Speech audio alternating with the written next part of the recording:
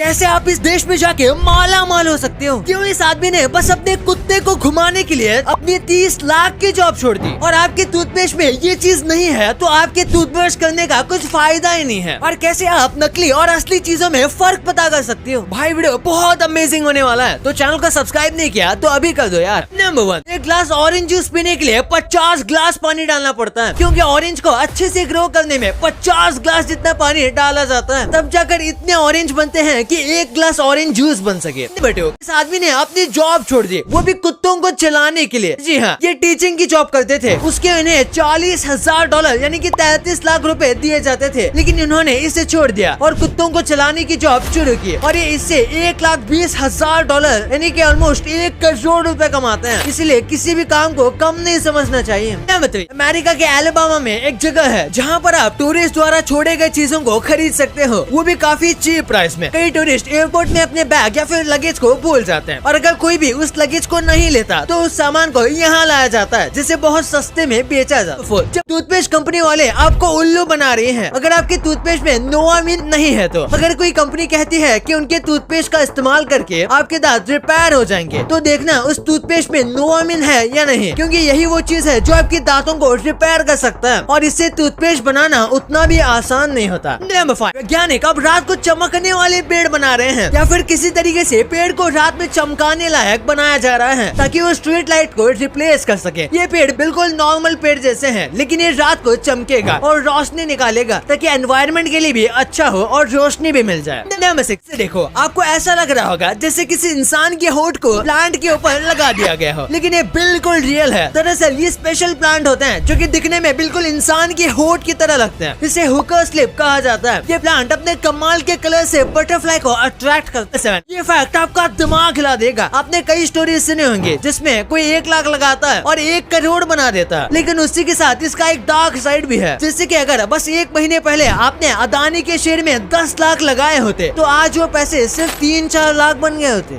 पांडा तो वैसे बड़े जानवर होते हैं, लेकिन जब उनका जन्म होता है तब वो चूहे से भी ज्यादा छोटे होते हैं। उनके पूरे शरीर में कहीं पर भी बाल नहीं होता, और वो शुरुआत के कुछ महीनों में बहुत ज्यादा रैपिडली ग्रो होते हैं।